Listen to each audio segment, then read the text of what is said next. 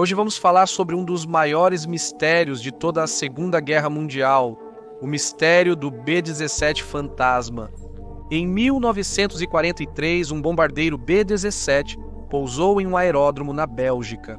E quando verificaram dentro, literalmente não havia ninguém e os paraquedas estavam no lugar.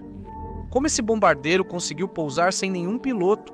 E mais importante, o que aconteceu com sua tripulação? Eles pareciam ter desaparecido no ato. Hoje vamos esclarecer os detalhes desse acontecimento incrível. Então fique confortável, eu sou o Kevin Aguilar e, claro, este é o Guns Club. Era a noite de 23 de novembro de 1944. A unidade antiaérea da Royal Air Force estava estacionada na base militar de Cassenbach, Bélgica, observando o céu, esperando pelos inimigos. A tarde estava bastante tranquila, sem um único disparo ou qualquer coisa que perturbasse a paz dos trabalhadores da base. Até que, no horizonte, os operadores dos antiaéreos avistaram um B-17 Flying Fortress, que vinha em alta velocidade e com o trem de pouso baixado. Pensaram que era um B-17 gravemente danificado querendo pousar de emergência na pista. Prontamente se prepararam para recebê-lo.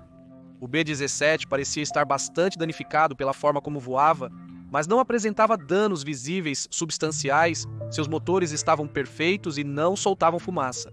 O bombardeiro ferido os ultrapassou e começou o pouso de emergência, arrastando-se por um campo ao redor da pista. Durante o pouso, a ponta da asa cravou-se no chão, o que fez com que o avião parasse com um solavanco. A 27 metros de uma das posições de artilharia, uma das hélices se deformou e parou, enquanto as outras continuaram funcionando perfeitamente. O pouso foi um sucesso. À primeira vista, dava para dizer que a tripulação deveria estar bem, já que os danos não foram muito substanciais. Rapidamente, os soldados da Royal Air Force, que foram testemunhas do evento, correram para ajudá-los. Eles cercaram a aeronave e esperaram do lado de fora até que os tripulantes saíssem. Depois de 15 minutos, ninguém saiu do avião. Após 20 minutos, chegou o Major John B. Cripps, superior dos homens presentes. As hélices continuavam girando. Já tinham se passado cerca de 25 minutos e, mesmo depois desse tempo, ninguém havia desembarcado do avião. Cripps decidiu entrar. Mesmo assim, entrou pela janela do artilheiro de cauda e lá dentro começou a gritar se havia alguém vivo. Cripps confessou que estava com medo porque o avião estava em boas condições, não deveria haver ninguém morto lá dentro. Então era muito estranho que ninguém saísse. Depois de um tempo, ele percebeu que não havia absolutamente ninguém dentro do avião. Em seu relatório, Cripps relatou: "Então fui até o posto do navegador. O registro do bombardeiro estava aberto sobre a mesa e nele estavam escritas estas últimas palavras: bandeira ruim.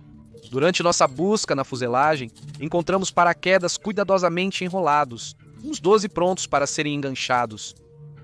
Isso só aumentou o mistério e tornou ainda mais inexplicável o paradeiro da tripulação. A tripulação de um B-17 sempre era composta por 10 homens e eram colocados 12 paraquedas caso algum fosse danificado por estilhaços. Raramente os tripulantes precisavam usá-los, e mesmo neste caso também não o fizeram. Cripps percebeu que a torre Mir Sparrow do bombardeiro ainda tinha sua cobertura de plexiglass e que não havia sido usada. Ele também encontrou várias jaquetas penduradas, algumas com chocolates pela metade dentro. Nessa altitude, o frio é muito intenso, então era estranho que eles tivessem deixado suas jaquetas para trás. Ao descer do avião, ele também percebeu que nem mesmo tinha nome. Todos os tripulantes dão nomes aos seus bombardeiros, porque é considerado muito azar voar em um bombardeiro sem nome. Definitivamente havia nomes lá dentro, mas eles não poderiam ter pulado e, se realmente pularam, estavam com muita pressa, refletiu Cripps. Nada fazia sentido. O que aconteceu com os tripulantes ou o que eles viram para pular sem paraquedas? Rapidamente, a notícia se espalhou e a mídia chamou o caso de B-17 Phantom Fortress. O Comando de Serviço da 8ª Força Aérea dos Estados Unidos da América, sediado na Bélgica, enviou militares para investigar a situação. Eles confirmaram a história de Cripps, nada fazia sentido, então o que fizeram foi tentar encontrar a tripulação. Ao verificar o número de série do bombardeiro, descobriram que o B-17G pertencia ao 90 e um grupo de bombardeiros dos Estados Unidos. Naquela mesma noite, eles ligaram e, surpreendentemente, a tripulação já estava em sua base na Inglaterra. A tripulação contou que seu alvo eram algumas refinarias em Merseburg, particularmente a refinaria de Leuna. No entanto, o bombardeiro teve problemas pouco antes de alcançar a zona do alvo. Um projétil atingiu o centro da aeronave, causando um enorme clarão ofuscante. Esse projétil inutilizou o motor 3. Outro projétil entrou no compartimento de armas, que milagrosamente não explodiu. O tempo estava bastante desfavorável e uma hélice estava torta.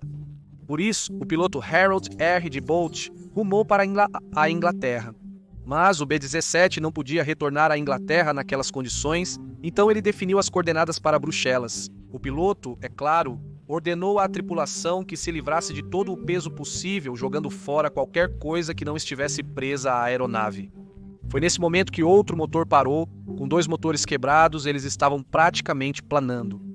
De Bolt ordenou à tripulação que saltasse de paraquedas, enquanto colocava o B-17 no piloto automático. Ele colocou no piloto automático e de Bolt foi o último a saltar do avião. Ele pensou que o avião cairia em qualquer lugar da Europa ou no mar, mas eles não poderiam estar mais enganados. O pouso milagroso, então, fazia bastante sentido.